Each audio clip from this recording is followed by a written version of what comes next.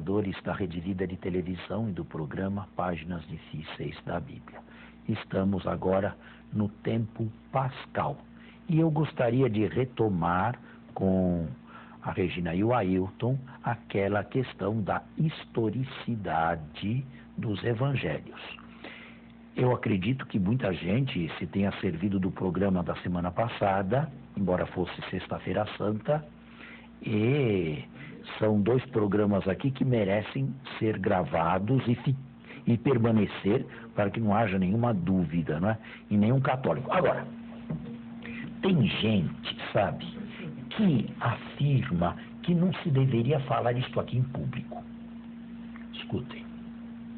Coisas que a Igreja Católica já sabe há mais de 100 anos, não tem o direito de ir a público. Já é hora de ir, ainda é tarde. Que tipo de gente tem a Igreja Católica? A Igreja Católica quer deixar o rebanho na ignorância? Não.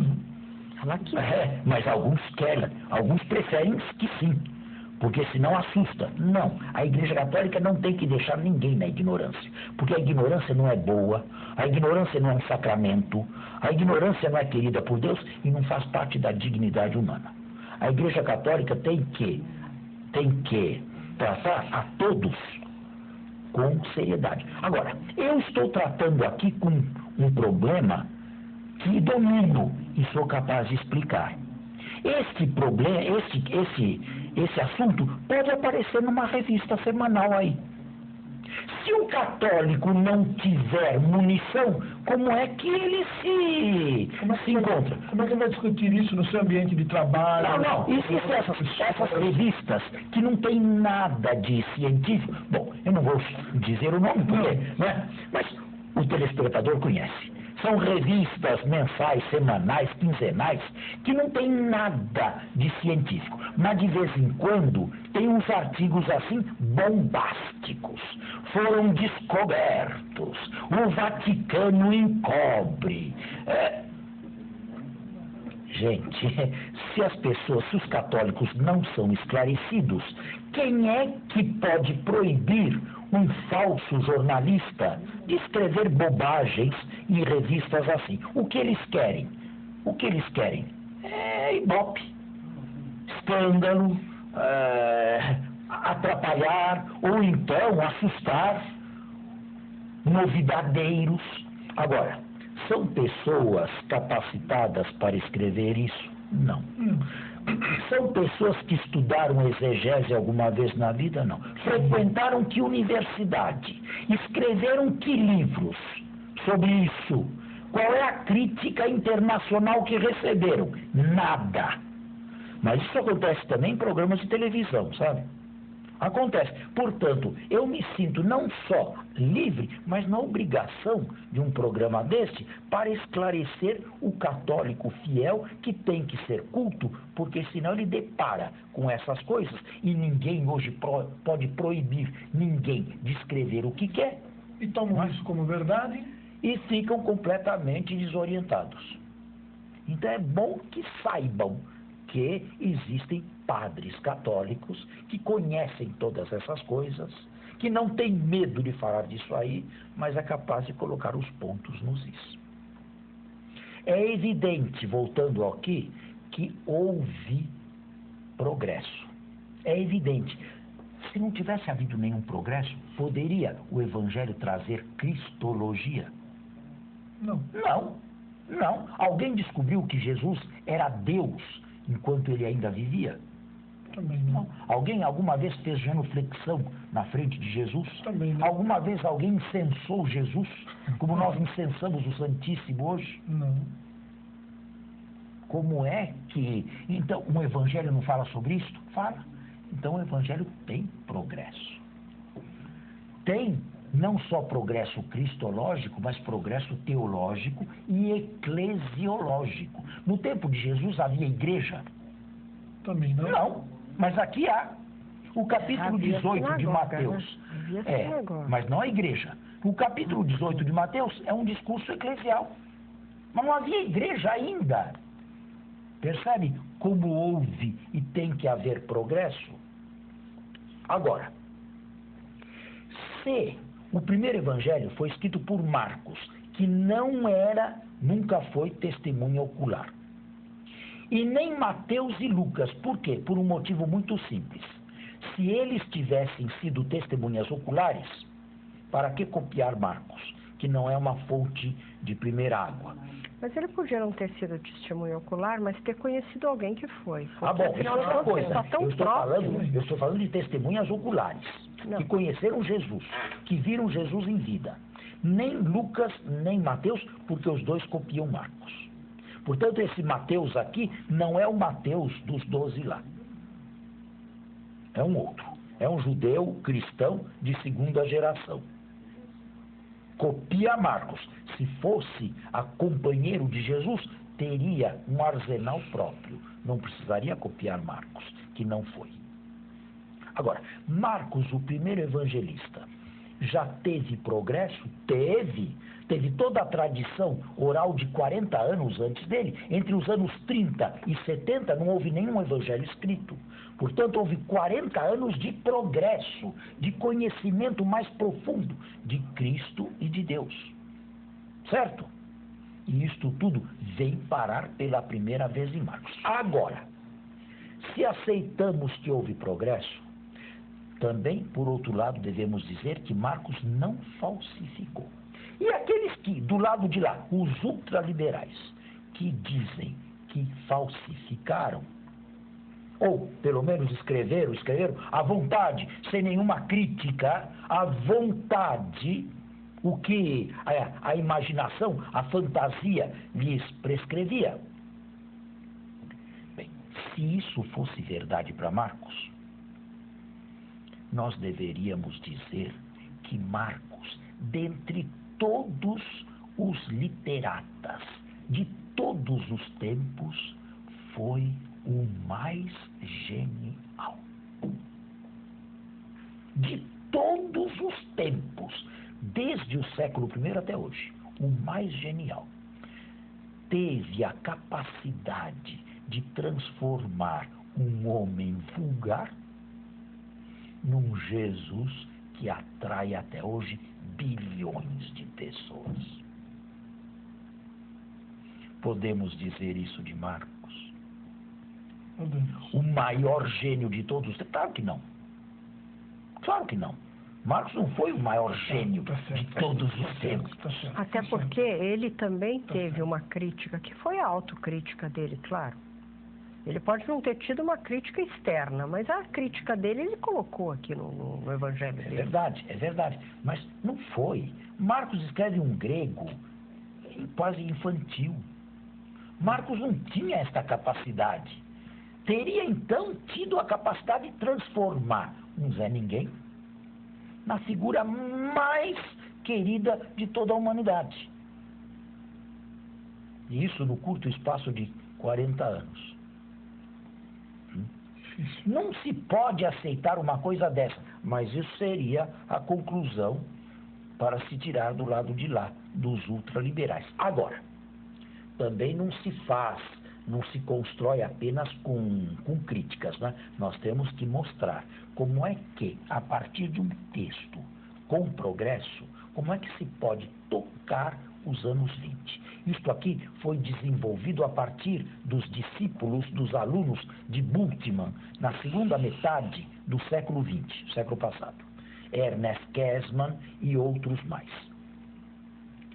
Olha, vamos começar de trás para adiante, porque os evangelhos foram escritos de trás para adiante. Alguém inventaria do zero que o herói morreu crucificado? Não. Comparem isto com os grandes fundadores das grandes religiões. Alguém disse isso de Maomé? Não. Alguém disse isso de Confúcio? Alguém disse isso de Buda? Também não. Alguém disse isso de Moisés?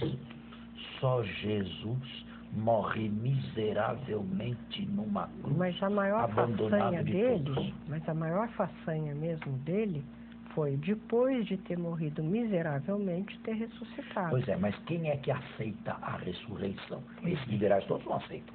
Dizem que foi fantasia, que foi problema mental. O modo concreto como Jesus morreu é crível que tenha sido inventado? Não está na psicologia de ninguém dizer que um herói acabou os dias dessa maneira como acabou Jesus. Miseravelmente. Sem ninguém, sem nada. Não houve, Jesus nunca viu um sucesso da sua própria missão. E esse, a meu ver, pode ter sido o maior problema para os discípulos dele, né? Em primeiro lugar, para os discípulos, que se sentiram os primeiros frustrados. Razão pela enganados. qual eles... Temos que fazer o intervalo agora e voltamos já. Segunda parte do nosso programa, como é que terminamos? Ou melhor, como é que não terminamos, né? Não, Jesus acredito que falasse apenas aramaico, pelo menos não há prova de que Jesus falasse. Deveria entender hebraico, porque é a língua do texto sagrado bíblico. Agora, entre entender e falar, vai uma diferença. E o hebraico não era mais língua falada no tempo de Jesus, era língua morta, como o latim na igreja até pouco tempo atrás, não era língua morta. Então, historicamente, é claro, eu tinha falado da crucifixão, né? E eu posso, com cuidado, com prudência, chegar aos anos 20, para dizer que isso aqui não é uma falsificação. Progresso sim, falsificação não. Por exemplo, quando Marcos fala, coloca os apóstolos, os 12, numa luz negativa, não entendiam, não compreendiam, eram ambiciosos, queriam os melhores lugares, fugiram na hora da paixão, Pedro negou. Quando Marcos escreveu este evangelho, esses apóstolos já tinham morrido e eram veneradíssimos na igreja, como as primeiras testemunhas oculares e santas de Jesus.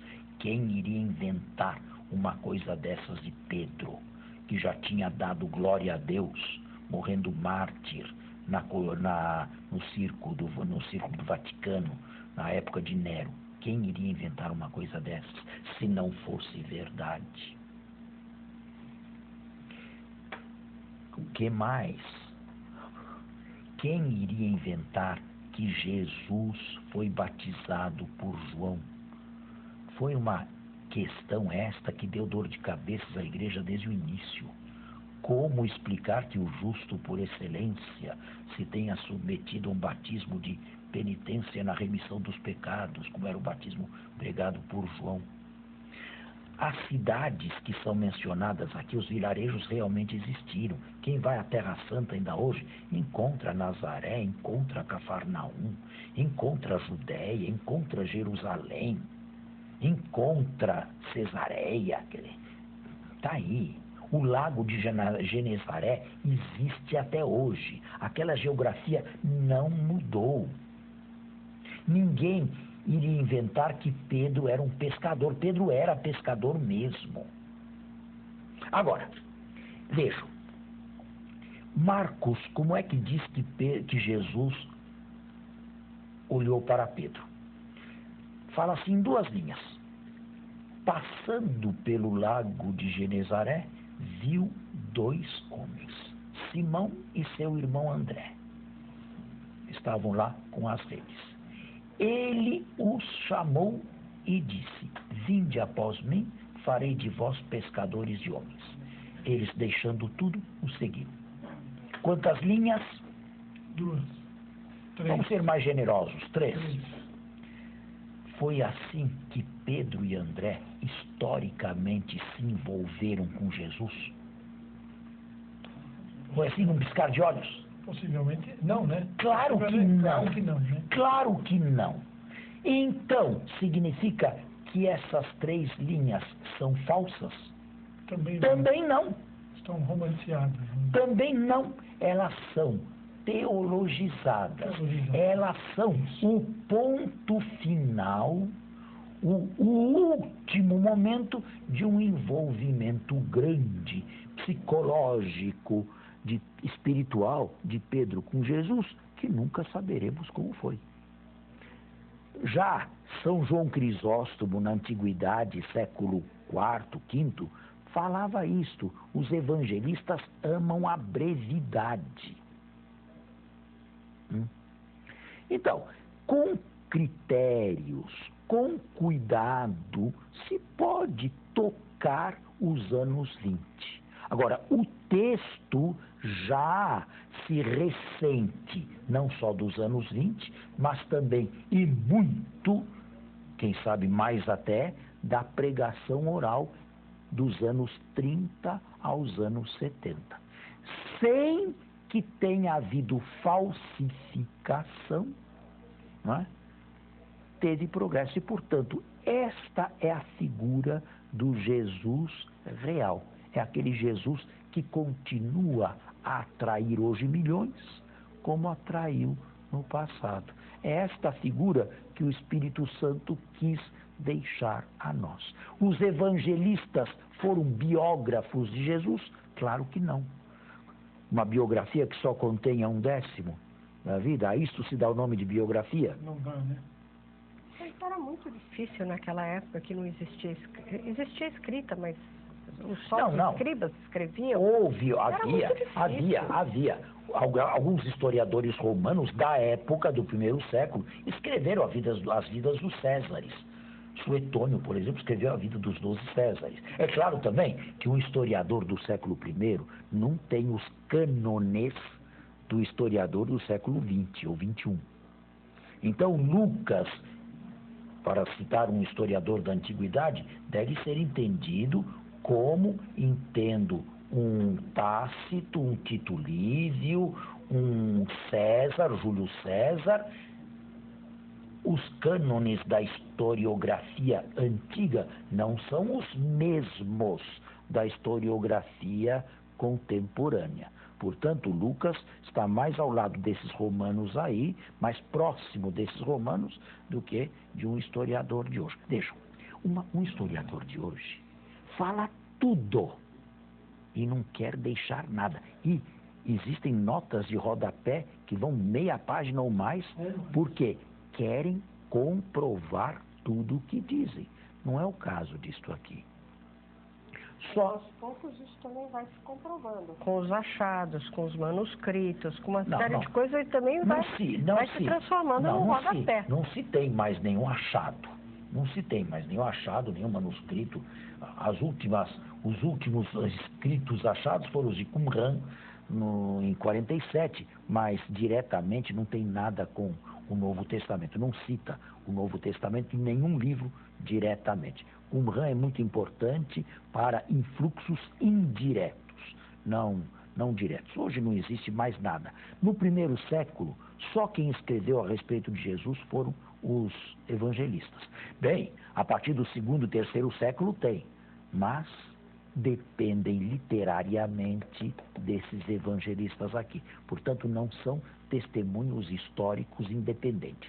Os únicos testemunhos históricos independentes seriam Flávio Joséfo, mas Flávio Joséfo tem 3, 4 linhas a respeito de Jesus. Tácito, que é da época de Nero, que fala de um tal de Cresto, que é o responsável por uma seita de péssimos costumes e péssima fama em Roma. Veja como ele fala do cristianismo, Tácito. São, mas sempre 2, 3 linhas e não mais. Só temos os evangelhos. Bem, antes dos evangelhos, tínhamos as cartas autênticas de Paulo, não é? Mas elas não descrevem a catequese como os evangelistas a conceberam. Aqui a catequese é colocada na boca do próprio Jesus. E é por isso que, se a Torá, o Pentateuco, é a parte mais importante do Antigo Testamento, para nós no Novo Testamento, os evangelhos são os mais importantes. Até na liturgia, os evangelhos se ouvem em pé.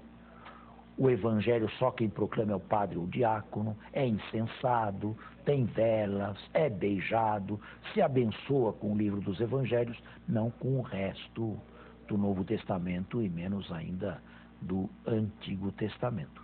Mas era o que eu gostaria de dizer a respeito de historicidade para que se dissipassem todas as dúvidas que pudesse o telespectador ter. As duas únicas coisas que eu não aceito, em primeiro lugar, é afirmar que um exegeta contemporâneo, como eu, não tem o direito de informar a igreja a respeito dessas coisas.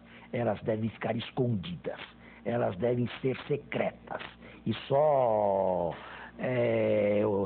adidos ao trabalho podem ter acesso a isto. Mas isso é uma corrente que existiu realmente e que hoje não mais, mesmo porque se eu não ensino isto aqui, existem esses historiadores aí de revistas que falam o que querem, ninguém pode proibi-los de falar nada, a igreja não tem nenhuma possibilidade de coibi-los, e se alguém não aprende o certo, acaba aprendendo o errado.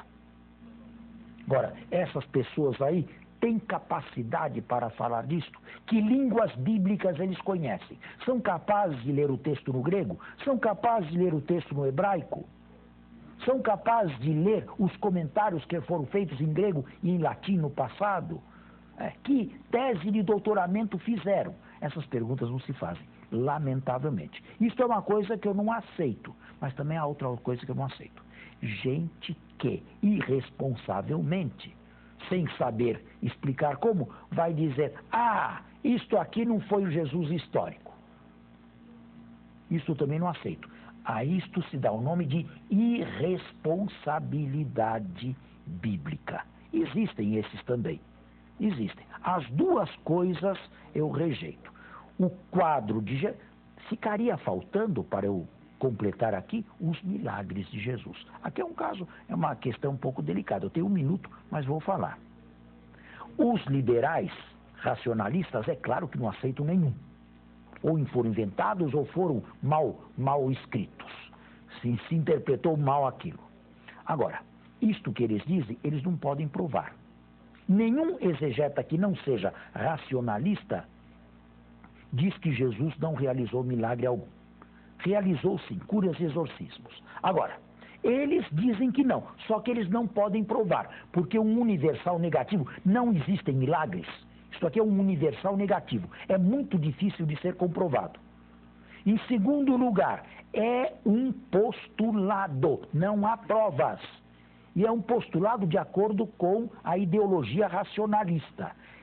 E isto não é científico, porque vem dito, mas não pode ser provado. Você pode dizer, e tem toda a liberdade de dizer, que milagres não existem, só que não pode provar. E, portanto, o que você diz não é científico, porque vai de acordo com o seu gosto. Não há comprovação. Bem, eu agora espero ter encerrado esta questão parentética a respeito da historicidade dos evangelhos. Foi claro? Claríssimo. Então, eu desejo ao telespectador um bom final de semana e na próxima semana voltaremos a Mateus, um texto dogmático, um texto cristológico, como se encontra escrito. Muito obrigado.